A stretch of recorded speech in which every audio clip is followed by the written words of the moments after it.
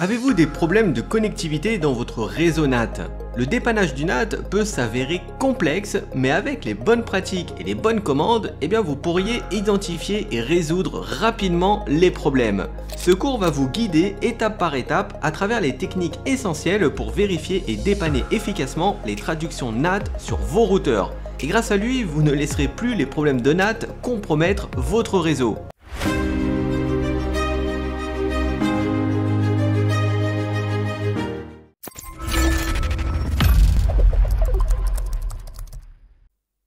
Lorsqu'il y a des problèmes de connectivité dans un environnement NAT, il est souvent très difficile de déterminer la cause du problème.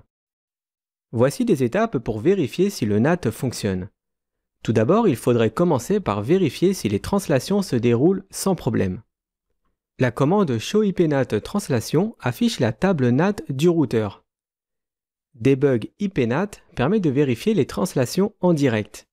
Show Access List vérifie que l'ACL associé à la commande NAT comprend bien l'ensemble des réseaux qui doivent être NATés. Et la commande ShowIPNAT Statistique permet de vérifier que les interfaces du routeur sont correctement définies en inside et outside. Elle affiche aussi des informations sur le nombre total de translations actives, des paramètres de configuration NAT, du nombre d'adresses dans le pool et de combien il y en a d'attribués. Si certains périphériques ont une connectivité Internet et d'autres non, il s'agirait peut-être du pool de NAT qui ne comprend pas toutes les adresses. Ensuite, si des translations se produisent et qu'il n'y a toujours aucune connectivité, il faudrait vérifier les itinéraires de retour avec la commande ShowIPRoute.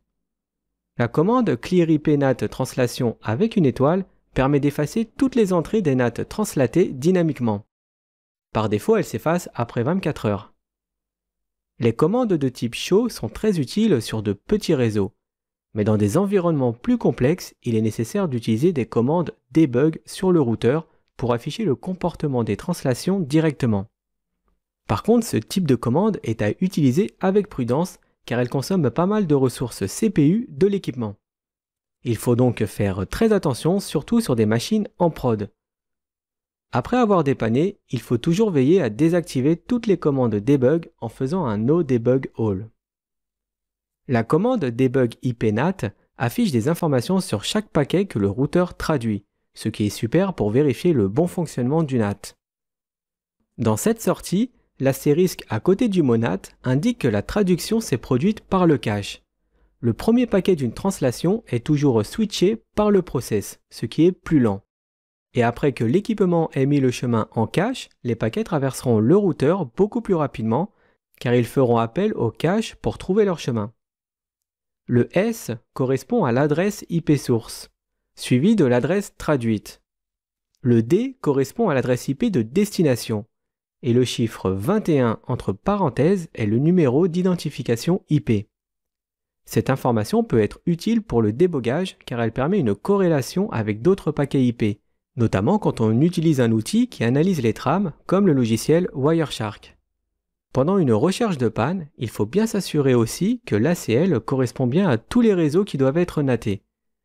De ne pas oublier aussi que les ACL utilisent des masques inversés et non des masques de sous-réseau. Par exemple, à l'examen, il y a une question sous forme d'ETP où il faut découvrir la panne sur le NAT.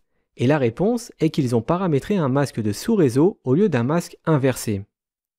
Pour revenir au dépannage, si malgré toutes ces vérifications les translations ne se produisent toujours pas, il faudra alors vérifier que le routeur distant possède bien une route de retour vers l'adresse qui est traduite.